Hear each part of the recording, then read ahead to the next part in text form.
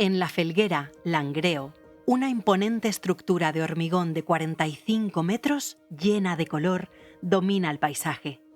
Es la antigua torre de refrigeración de la fábrica de Duro Felguera y hoy acoge el Museo de la Siderurgia de Asturias, el MUSI.